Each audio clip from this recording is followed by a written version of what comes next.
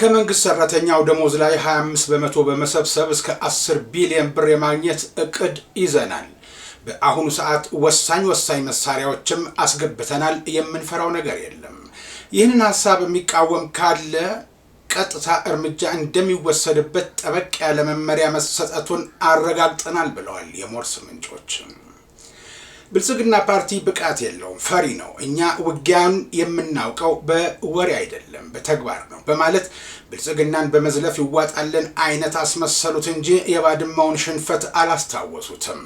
ወይም ደግሞ ዛሬ የሚጋልቡትን የቀድሞውን ህወሓት ከ4 ኪሎ ቤተ መንግስት አውጥቶ መቀሌ ዋሻ ጠባቂ ያደረገው ለእርሳቸውም የኮንትሮባንድ ንግድ አዘዋዋሪ የመሆን የሥራ ዕድል የፈጠረላቸው ወያኔ እንዴት ተገርፎ የአዲስ አበባን ምኞቱ እንደመከነበት መናገር አልሆነላቸውም። የወልቃይት ጠገዴ ሰቲት ሁመራ ዞን አስተዳደር ስራ ከጀመሩበት ጊዜ አንስቶ በሚያደርጓቸው ስብሰባዎች፣ ስልጠናዎችና ልዩ ልዩ ተግባራት ከግብረሰናይ እንቅስቃሴና ሰብአዊ ድጋፍ አገልግሎትን በሚጻረር መልኩ የዓለም አቀፍና የኢትዮጵያን ህግጋቶች ጥሰው አገኘኋቸው ያላቸውን 2 ዓለም አቀፍ የተራድኦ ድርጅቶች አካባቢውን ለቀው እንዲወጡ ጥብቅ ማሳሰቢያ ማስተላለፉን የዞኑ አስተዳደር ባወጣው መግለጫ አስታውቋል። በኢትዮጵያ አየር ኃይል ስር ለሚገኝ ማዕከል የግል አውሮፕላኖችን መጠገን የሚያስችል የአቪዬሽን ማሰልጠኛ ተቋም የሥራ ፈቃድ እውቅና ተሰጠ። በ1947 ዓ.ም የተቋቋመው ታሪካዊ ፈጥኖ ደራሽ ኃይል በሪፎርሙ ኢትዮጵያን በሚመስል መልኩ በመዋቀሩ እንደ ስሙ ፈጥኖ በመድረስ ወንጀልን እየተከላከለ የኢትዮጵያን ሰላምና ደህንነት እያጸና ነው አሉ ኮሚሽነር ጀነራል ደመላሽ ገብረ ሚካኤል። ሩሲያ ቅዱስ ቁርአንን የሚጠብቅ አዲስ ህግ ማውጣቷና በዚህ መሰረት በሩሲያ ቅዱስ ቁርአንና የሌላ እምነት መጽሐፍትን ማንቋሸሽና መስደብ እንደሚያስቀጣ አዲሱ ህግ ይደነግጋል።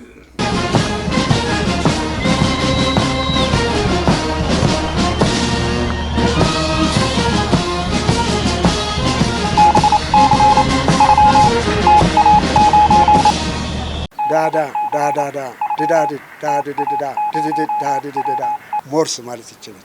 ይህ ሞርስ ነው የሚያዘጋጀው ወንድም ኢዮብ። ጤና ይስጥልኝ። ይህ በሞርስ ኮሚኒኬሽን ተዘጋጅቶ የሚቀርብላችሁ መርሃ ግብር ሲሆን በምድር ኃይል ፎሌን ሲነፋ፣ በባህር ኃይል ማስተሪንግ፣ በአየር ኃይል ፓሬድ ሲደረግ ወደ እናንተ እንዲደርስ በሞርስ የበላይ ጠባቂ የተሰናዳው የማክሰኞ ጥር 5 ቀን 2018 ዓ.ም የሞርስ ዜና እነሆ ጀመረ።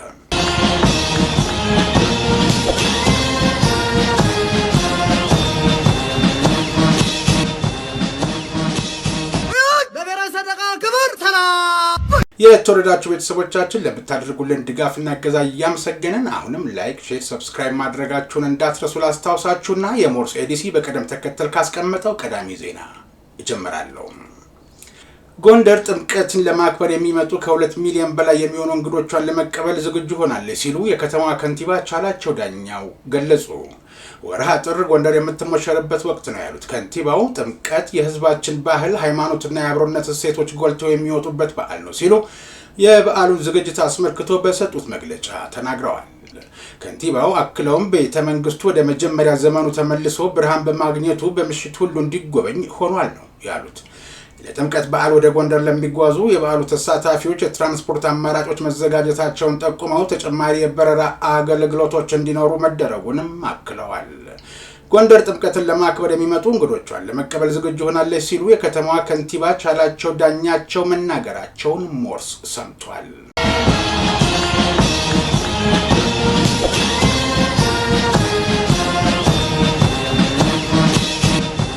በጉራጌ ዞን ቻሃ ወረዳ በእምድብር ካቶሊክ ሀገረ ስብከት አስተባባሪነት በሚሴራር የገንዘብ ድጋፍ ከ75 ሚሊዮን ብር በላይ በሆነ ወጪ የተገነባውና በ3 ቀበሌዎች የሚገኙ ከ15000 በላይ ነዋሪዎችን የንጹህ መጠጥ ውሃ ተጠቃሚ የሚያደርግ ፕሮጀክት ተመርቆ ለተጠቃሚዎች መተላለፉንም ወርስ ሰምቷል።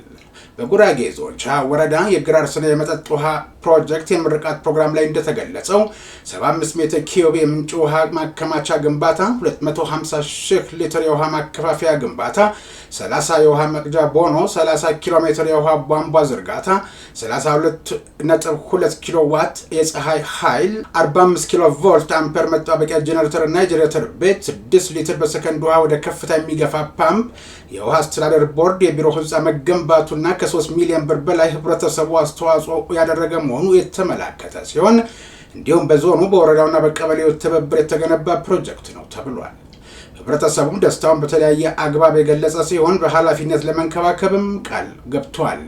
በመንግስት በህዝብና በሲቪል ማህበራት ትብብር የተሰሩ ስራዎች ውጤታማ መሆናቸውን የጠቀሰው ዘገባ ፕሮጀክቱን ለመሩ ላስተባበሩና ለተባበሩ ሁሉ ምስጋና የተቸራቸው መሆኑን ገልጧል።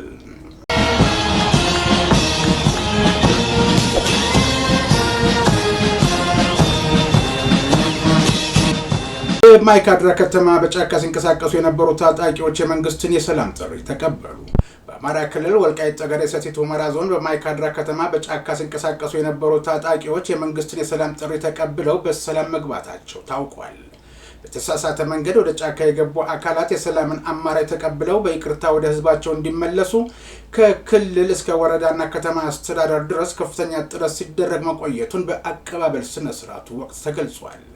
የህዝብን ጥያቄዎች እናስመልሳለን በሚል ሰበብ ለአማራ ህዝብ ታሪክ የማይመጥን በእጅ አዙር ከባንዳ ጋር በሴራ በመጠለፍ ትግል ላይ ያሉ የታጠቁ ኃይሎች የህዝብን መከራና ሰቆቃ በመረዳት የሰላምን መንገድ ሊመርጡ ይገባል ሲሉ ታጣቂዎቹ መልእክት አስተላልፈዋል ሲል ዘገባውን ያጋራን የማይካድራ ከተማ ኮሚኒኬሽን ነው።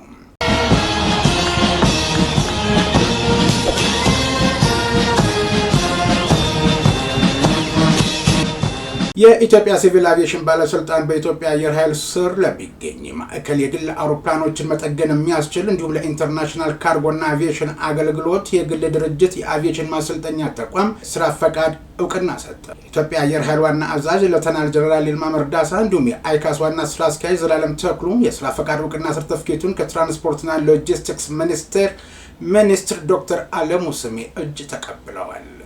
ሚኒስትሩ ዶክተር አለሙ የሀገራችን የግል አየር መንገዶች የጥገና አገልግሎትን ለማግኘት ከፍተኛ የውጭ ምንዛሪ ወጪ በማውጣት ወደ ሌሎች ሀገራት ለመሄድ ይገደዱ ነበር ሲሉ በመርሃ ግብሩ ላይ ገልጸዋል።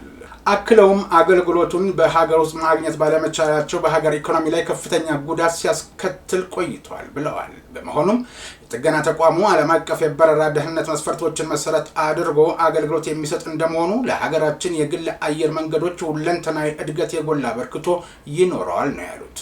የኢትዮጵያ ሲቪል አቪዬሽን ባለስልጣን ዋና ዳይሬክተር አቶ ዮሐንስ አበራ ለሁለቱ ተቋማት የተሰጠው የስራ እውቅና ፈቃዱ ለረጅም ጊዜ ከመስፈርቶች አኳያ ታይቶና ተረጋግጦ ስለመሰጠቱ አብራርተዋል።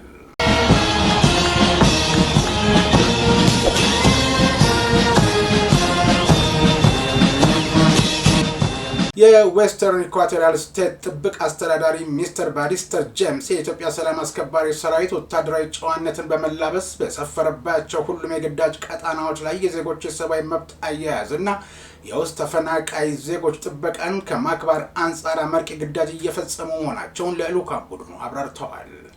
የልዑካን ቡድኑ መሪ ኮሎኔል ዮናታን ሰላም አስከባሪ ሰራዊቱ በውስን ኃይል ሰፊ ቀጣናዎችን በመሸፈን ውስብስብና አስቸጋሪ የግዳጅ ሁኔታን በመቋቋም ተልዕኳቸውን በብቃት እየተወጡ እንደሆነ ከተደረገላቸው ገለጻ ግንዛቤ እንዳገኙ መስክረዋል።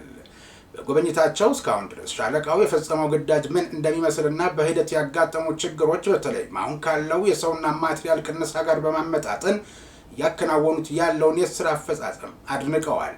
የ21ኛ ሞተራይዝድ ሰላም አስከባሪ ሻለቃ አዛዥ ኮሎኔል እንዳለሸቱ የክልላዊ መስተዳድሩ ቀጠናውን ብቻ ሳይሆን የሁለት ሉዓላዊ ሀገራት ድንበርተኛ በመሆኑ መላው አባላቱ ስብስብና አስቸጋሪ የግዳጅ ሁኔታን በመሸፈን የዩናሚስን ተልዕኮ በስኬት እየተወጡ መሆናቸውን ገልጸው በቀጣይም ኃላፊነታቸውን በቁርጠኝነት ለመወጣት ዝግጁ መሆናቸውን አብራርተዋል።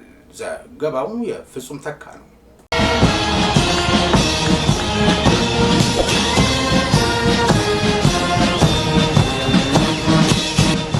የተወደዳችሁ ቤተሰቦቻችን ለምታደርጉልን ድጋፍና እገዛ እያመሰገንን በሞርስ የበላይ ጠባቂ የተፈቀደውን መልእክት ሰምተን ስንመለስ ወደ ቀሪ ዜና እናልፋለን።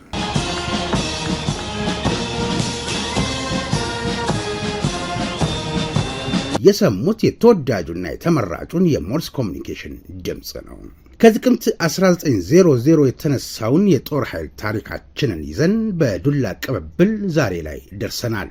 ይህ ሞርስ ኮሚኒኬሽን ነው። የኢትዮጵያን ሉዓላዊ ግዛት እየጠበቀና እያስከበረ ዛሬ ላይ ያደረሰውን ትናንት ደሙን ያፈሰሰ አጥንቱን የከሰከሰውን እያመሰገንን ታሪኩን እየተረክን የፈጸመውን ጀብድ እየዘከርን ለዛሬው የጦር ኃይል ብርታት እንዲሆነው እያደረግን ለነገው ተተኪ ጀግንነትን እንዲወርስ ተግተን እንሰራለን። ጀግናን ማመስገን ጀግናን መፍጠር ነው።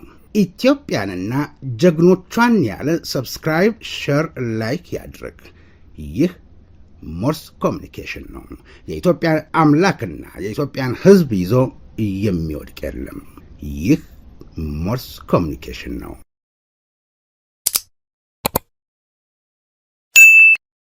በ1947 ዓ.ም የተቋቋመው ታሪካዊ ፈጥኖ ደራሽ ኃይል በሪፎርሙ ኢትዮጵያን በሚመስል መልኩ በመዋቀሩ እንደ ስሙ ፈጥኖ በማድረስ ወንጀልን እየተከላከለ የኢትዮጵያን ሰላምና ደህንነት እያጸና ነው አሉ ኮሚሽነር ጀነራል ደመላሽ ገብረ ሚካኤል። ኮሚሽነር ጀነራል የፈጥኖ ደራሽ ኃይላችን 625 የግልና የመንግስት ተቋማትን እንዲሁም ታላላቅ መሰረተ ልማት አውታሮችን በመጠበቅ ለታላቁ የኢትዮጵያ ህዳሴ ግድብ ግንባታ የሚውሉ ግዙፍ ማሽነሪዎችን ሲጓጓዙም በማጀብ በሀገራችን እያስመዘገበች ላለችው እድገት ከፍተኛ አስተዋጽኦ እያበረከተ ይገኛል ብለዋል። የፈጥኖ ደራሽ ኃይላችን በሪፎርሙ በተሰራው ስራ ዘመናዊ ተሟልተውለት በቁጥርም በጥራትም ከፍተኛ ደረጃ ላይ የደረሰና በሁሉም የሀገራችን አካባቢዎች ስምሪት ወስዶ የህይወት መስዋዕትነት በመክፈል ጭምር የሀገራችንን ጸጥታና ደህንነት ማረጋገጥ መቻሉን ገልጸዋል። ጽናትና ቁርጠኝነት መለያው የሆነው የፈጥኖ ደራሽ ኃይላችን በጠላት ላይ ከፍተኛ የሆነ የስነ ልቦና እና የሎጂስቲክ ብልጫ በመውሰድ በሽብርና በጽንፈኛ ኃይሎች ላይ የማያዳግም እርምጃ በመውሰድ ከፍተኛ ኪሳራና ውድመት በማድረስ ባለፈው 6 ወራት ከፍተኛ ስኬት ማስመዝገቡን ኮሚሽነር ጀነራል ጨምረው ገልጸዋል።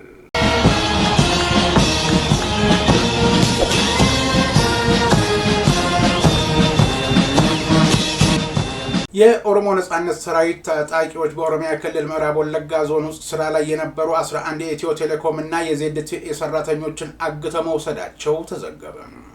እገታው የተፈጸመው ጥር 1 2018 ቂልጡ ካራ ከተባለ ወረዳ ውስጥ ሞባይል ኔትወርክ ማስፋፊያ ስራ እያከናወኑ በነበሩ የመንግስታዊ የቴሌኮም ተቋምና የቻይና ኩባንያ ባልደረቦች ላይ መሆኑ ተጠቅሷል። በእገታው ከተያዙት ውስጥ 5ቱ የዜድቲኢ ባልደረቦች ሲሆኑ 2ቱ ደግሞ የኢትዮ ቴሌኮም ሰራተኞች መሆናቸው ታውቋል። 7ቱ ባለሙያዎች በአካባቢው በሚንቀሳቀሱ ታጣቂዎች ተይዘው መወሰዳቸውን ለደህንነታቸው ሲሉ ስማቸው እንዳይጠቀስ የጠየቁ አንድ የኢትዮ ቴሌኮም ባለስልጣን ለቢቢሲ ነግረውታል። አርብ ረፋድ 4 ሰዓት ላይ በስራ ላይ ያሉ ነው የታገቱት። ሰራተኞቹ እቃዎቻቸውና መኪናቸውን ትተው ተወስደዋል። የት እንደተወሰዱ ግን ምንም መረጃ የለንም ነው ያሉት። እንዲሁም ጥር 2 ቀን 2018 ዓ.ም ደግሞ ሌሎች 4 ሰራተኞች እዚያው ምዕራብ ወለጋ ቦጂ ዲርመጂ ወረዳ ውስጥ በታጣቂዎች መወሰዳቸውን ከነዚህ መካከል 3ቱ የኢትዮ ቴሌኮም ሰራተኞች መሆናቸውን ባለስልጣኑ ገልጸዋል። ባለስልጣኑ በዚሁም በቂልጡ ካራ ወረዳ ያሉት ሁሉም ሰራተኞች ተይዘዋል። ያገቷቸው ታጣቂዎች በአካባቢው የሚንቀሳቀሱ የኦሮሞ ነጻነት ሰራዊት አባላት መሆናቸውን የደረሰን መረጃ ያመለክታል ሲሉ ለቢቢሲ ነግረውታል።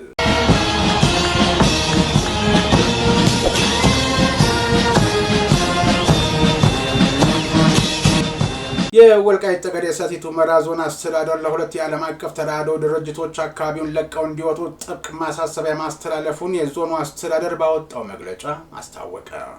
የዞኑ አስተዳደር ይህን ውሳኔ ለማስተላለፍ የተገደደው የተራድኦ ድርጅቶቹ ስራ ከጀመሩበት ጊዜ አንስቶ በሚያደርጓቸው ስብሰባዎች፣ ስልጠናዎችና ልዩ ልዩ ተግባራት ከግብረሰናይ እንቅስቃሴና ሰብአዊ ድጋፍ አገልግሎት ጋር በሚጻረር መልኩ የዓለም አቀፍና የኢትዮጵያን ሕግጋቶች በመጣስ ለህወሓት ፖለቲካዊ ወገንተኝነትን ሲያሳዩና ህገወጥ እንቅስቃሴ ሲያደርጉ በመገኘታቸው ነው ብሏል። ወልቃይትና አካባቢውን ለቀው እንዲወጡ ማሳሰቢያ የተሰጣቸው ሁለቱ የተራድኦ ድርጅቶች ኖርዌጂያን ሪፊውጅ ካውንስል እና ኢንተርናሽናል ሜዲካል ኮርፕስ ሲሆኑ ከዚህ ውሳኔ ቀደም ብሎ ተደጋጋሚ ማስጠንቀቂያ ተሰጥቷቸው እንደነበር የወልቃይት ጠገዴ ሰቲት ሁመራ ዞን አስተዳደር ባወጣው መግለጫ አያይዞ ገልጿል። በህገወጥ ተግባራት በመሰማራታቸው ከአካባቢው እንዲወጡ ውሳኔ የተላለፈባቸው የተራድኦ ድርጅቶቹ በማህበረሰቡ ዘንድ ቅሬታን የሚፈጥሩና ሌሎች የግብረሰናይ ድርጅቶች በጥርጣሬ እንዲታዩ የሚያደርጉ ህገወጥ ድርጊቶችን ሲፈጽሙ የቆዩ ሲሆን ከዚህ ድርጊታቸው እንዲታቀቡ የተሰጣቸውን ተደጋጋሚ ማስጠንቀቂያ ተፈጻሚ ባለማድረጋቸው ከአካባቢው እንዲወጡ ውሳኔ ለማስተላለፍ ተገድጃለሁ ሲል የዞኑ መንግስት በመግለጫው ላይ አስታውቋል። ከወልቃይት ጠገዴ ለቀው እንዲወጡ ውሳኔ የተላለፈባቸው ሁለቱ የተራድኦ ድርጅቶች ከተቋቋሙለት የሰብአዊ ድጋፍ ዓላማ በተቃረነ የወልቃይት ጠገዴ አማራ ለዘመናት ሲያደርግ የኖረውን የነጻነት ተጋድሎና በብዙ መስዋዕትነት ያገኘውን ነጻነት ለማስጠበቅ የሚያደርገውን ትግል እንደ አፈናቃይ አድርገው ሲገልጹ ቆይተዋል ሲል ዞኑ ገልጿል። ከዚህ በተጨማሪም የስራ ቅጥር ሲያወጡም ሆነ ሌሎች ይፋዊ ግንኙነቶችን ሲያደርጉ አካባቢውን የትግራይ ክልል አካል እንደሆነ አድርገውና ከፕሪቶሪያው ስምምነት በኋላ የዓለም አቀፉ ማህበረሰብ እንኳን አወዛጋቢ አካባቢዎች ብሎ የሚጠራውን ወልቃይት ጠገዴ ከአካባቢው ለቀው እንዲወጡ የተወሰነባቸው የተራድኦ ድርጅቶች ግን ምዕራብ ትግራይ እያሉ በመጥራት ለህወሓት ግልጽ የሆነ ፖለቲካዊ ውግንና ሲያሳዩ መቆየታቸውን የዞኑ አስተዳደር ባወጣው ይፋዊ መግለጫ አያይዞ አስታውቋል። የወልቃይት ጠገዴ ሰቲት ሁመራ ዞን አስተዳደር በህገወጥ ተግባራት ላይ ተሰማርተው ተገኙ ላላቸው ለሁለቱ ዓለም አቀፍ ተራድኦ ድርጅቶች አካባቢውን በአስቸኳይ ለቀው እንዲወጡ ማሳሰቢያ የሰጠ ቢሆንም ህግን አክብረው ለተቋቋሙለት የሰብአዊ ድጋፍና ግብረሰናይ አገልግሎት ለመስጠት በአካባቢው ከተሰማሩ ሌሎች ሀገር በቀልም ሆኑ ዓለም አቀፍ የተራድኦ ድርጅቶች ጋር በትብብር ለመስራት ቁርጠኛ መሆኑን በመግለጫው አክሎ ገልጿል። ሁለቱ ዓለም አቀፍ ተራድኦ ድርጅቶች ግን ፈጽሞታል ስለተባለው ጥሰትና ውጡ ስለሚለው ዞኑ የሰጠው ማሳሰቢያን ተከትሎ በግላቸውም ይሁን በአደባባይ ወጥተው ይህ ዘገባ እስከተጠናቀረበት ጊዜ ድረስ የተናገሩት ነገር የለም።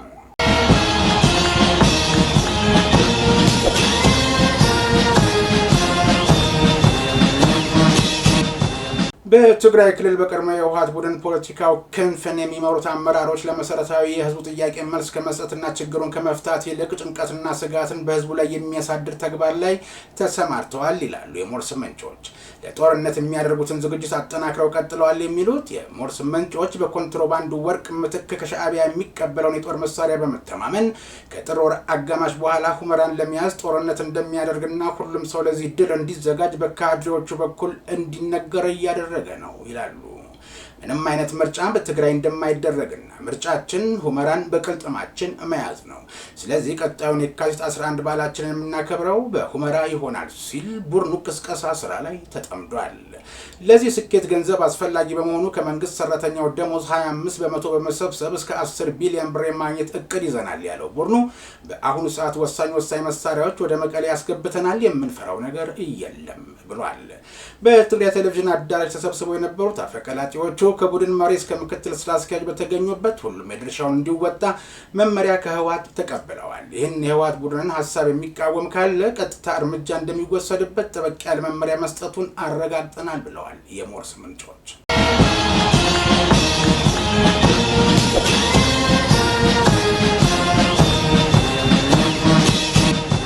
የተወደዳችሁ ቤተሰቦቻችን ለምታደርጉልን ድጋፍ እና እገዛ የሞርስ የበላይ ጠባቂና ኤዲሲው ምስጋና አቅርበውላችኋል። አሁንም አዳዲስ ቤተሰቦች እንድናፈራ ላይክ፣ ሼር፣ ሰብስክራይብ ማድረጋችሁን አትዘንጉ። ወደ ውጭ ዜና አልፋለሁ። በስተርጅና ለታደለ በእድሜው ይሞገስበታል፣ ያልታደለ ደግሞ በወጣትነቱ የሆነውና የነበረውን እያስታወሰ እዚያው ተቸክሎ ይሳደባል። የእርቅ አንደበት በጠብ ይለወጣል። እንዲህ ነው የሆነባቸው ያስመራው ሰውዬ የሚሉ የትናንት ቃለ ምልልሳቸውን የሰሙ ይወርፏቸው ጀምሯል። በእርግጥ ብልጽግና ፓርቲ ብቃት የለውም፣ ፈሪ ነው። እኛ ውጊያን የምናውቀው በወሬ አይደለም በተግባር ነው በማለት ብልጽግናን በፈሪነት በመዝለፍ ይዋጣልን አይነት አስመሰሉት እንጂ የባድመውን ሽንፈት አላስታወሱትም። ወይም ደግሞ ዛሬ የሚጋልቡትን የቀድሞውን ህወሓት ከ4 ኪሎ ቤተ መንግስት አስወጥቶ መቀሌ ዋሻ ጠባቂ ያደረገው ለእሳቸውም የኮንትሮባንድ ንግድ አዘዋሪ የመሆን የስራ ዕድል የፈጠረላቸው ወያኔ እንዴት ተገር የአዲስ አበባ ምኞቱ እንደመከነበት መናገር አልሆነላቸውም። የአስመራውን ፕሬዝዳንት ንግግርን የሰሙ ይጠብ ያለሽ ባምባሻ ነው ሲሉ ተችተዋቸው ካፋቸው ስለወጣ ያልተገባና ከአንድ ሀገር መሪ የማይጠበቁ ቃላት ሰውየው ተስፋ የቆረጡበት ሁኔታ የተፈጠረ ይመስላል ይላሉ። ሌላው ማሳያ አሜሪካ የቬንዙዌላ መሪ ማዱሮ ላይ የወሰደችውን እርምጃ በተመለከተ ስለተጠቀሱትም ምንም የለም። ፖለቲካ ቢለዋወጥ ይሄ ግምት አይሰራም እንጂ እንደ አስተያየት ሰጪዎች ግምት አይት ለሞቷ የድመት አፍንጫን ታሸታለች እያሏቸው ነበረ። ኢሳያስን እንደ ማዱሮ በአሜሪካ ተይዞ መወሰድ መሆኑ ነው። በብልጽግና ፓርቲ ጦርነት አዋጅና የሁለት ውሃ አጀንዳዎች በሚል ሆን ተብሎ ተዘጋጅቶ ቀርቦላቸው በነበረ ጥያቄ እሳቸው መልስ ሲሰጡ በዚህ ጉዳይ ላይ ጊዜ ማባከን የለብንም፣ ይህ ጥያቄ ምላሽ አይገባውም፣ የብልጽግና ፓርቲ በገዛ ህዝቡ ላይ የጦርነት አጀንዳ እያራመደ ነው፣ የፕሪቶሪያ ስምምነት ቢኖርም በአማራ በትግራይና በኦሮሞ ህዝቦች ላይ ጦርነት እያካሄደ ነው፣ በእኛ ላይ ጦርነት አውጇል፣ ስለሰበሰባቸው ድሮኖችና መሳሪያዎች እየፎከረ ነው፣ እኛ ለጦርነት ፍላጎት የለንም፣ ነገር ግን ሀገራችንን እንዴት መከላከል እንዳለብን እናውቃለን ብለዋል። ይህንን ሲሉ ግን በድሮኖችና መሳሪያዎችን ሰብስቦ እየፎከረ ነው ይበሉ እንጂ ኢትዮጵያ ማምረት ስለመጀመሯ ግን አመልጧቸውም ቢሆን አልተናገሩም። እንዴት መከላከል እንዳለብንም እናውቃለን ይበሉ እንጂ እሳቸው ወይ ሸሽተው ወይ ፈርጥጠው የመሄድ እድል ስለመኖሩም ፍንጭ አልሰጡም።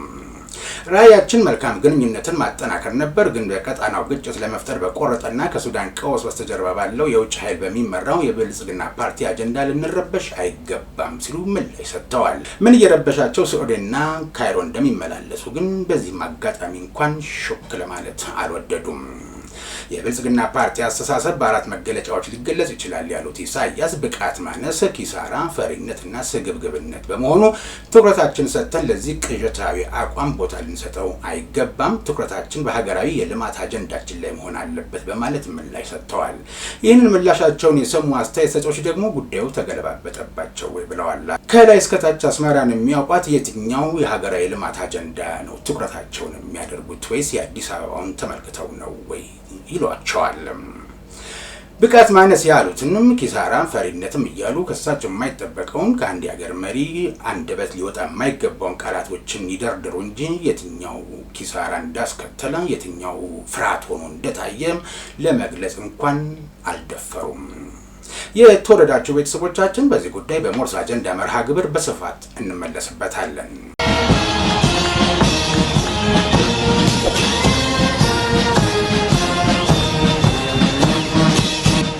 የእስራኤሏ የንግድና የቴክኖሎጂ ማዕከል ቴል አቪቭ የአየር ላይ ታክሲ አገልግሎት ለመስጠት የሚያስችለውን ቨርቲፖርት ለመገንባት የመሰረት ድንጋይ ተቀመጠ። የዘመናዊ ፕሮጀክት ሲጠናቀቅ በቴል አቪቭ ከተማ ላይ የሚታየውን አድካሚ የትራፊክ መጨናነቅ በከፍተኛ ሁኔታ እንደሚቀንስ ተስፋ ተጥሎበታል። ተሳፋሪዎች በመሬት ላይ ካለው ትራፊክ ተላቀው በአየር ላይ በፍጥነት መጓዝ የሚችሉበትን አዲስ የህዝብ ማመላለሻ መንገድ እንደሚፈጥርና ይህ አገልግሎት ቴል አቪቭን በምድርም በሰማይ የተቀናጀ የታክሲ አገልግሎት የምትሰጥ ቀዳሚ ከተማ ያደርጋታል ተብሏል። ከተማዋ በቴክኖሎጂ ፈጠራ የምትታወቅ በመሆኗ ይህ አየር ላይ ታክሲ አገልግሎት ለነዋሪዎች ምቾትን ከመስጠቱም በላይ ለከተማዋ ዘመናዊ ገጽታን ያጎናጽፋታል ያለው ዘገባ ፕሮጀክቱ በኤሌክትሪክ የሚሰሩና የአካባቢ ብክለትን የሚቀንሱ የአየር ተሽከርካሪዎችን ለመጠቀም እያለመ ነው ብሏል።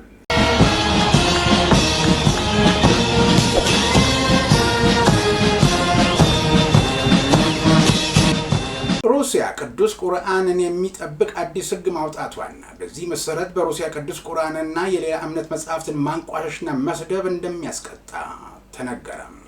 ፕሬዝዳንት ፑቲን ቁርአንን አለማክበር ወይም ነብዩ መሐመድን መስደብ በሩሲያ ህግ ወንጀል እንደሆነና በህግ የሚያስቀጣ መሆኑን ተናግረዋል።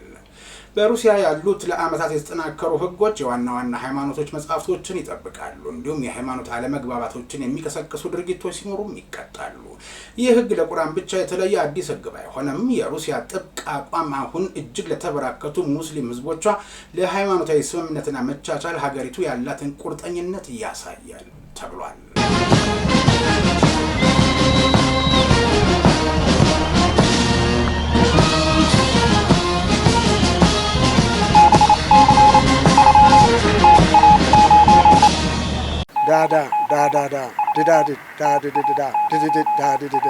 ሞርስ ማለት ይችላል።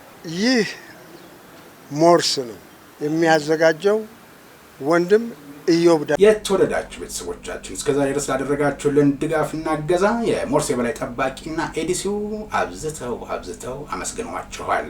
በምድር ኃይል ፎሌን ሲነፋ በባህር ኃይል ማስተሪንግ በአየር ኃይል ፓሬድ ሲደረግ ወደ እናንተ እንዲደርስ በሞርስ የበላይ ጠባቂ የተዘጋጀው የማክሰኞ ጥር 5 ቀን 2018 ዓ.ም የሞርስ ዜና የእስካሁኑ ነበር። እኔ ኢዮብ ደመቀ ዜናውን ወደ እናንተ አደረስኩ። በቀጣይ የሞርስ ዜና እንጠብቃችኋለን። እስከዚያው ድረስ ጤና ይስጥ።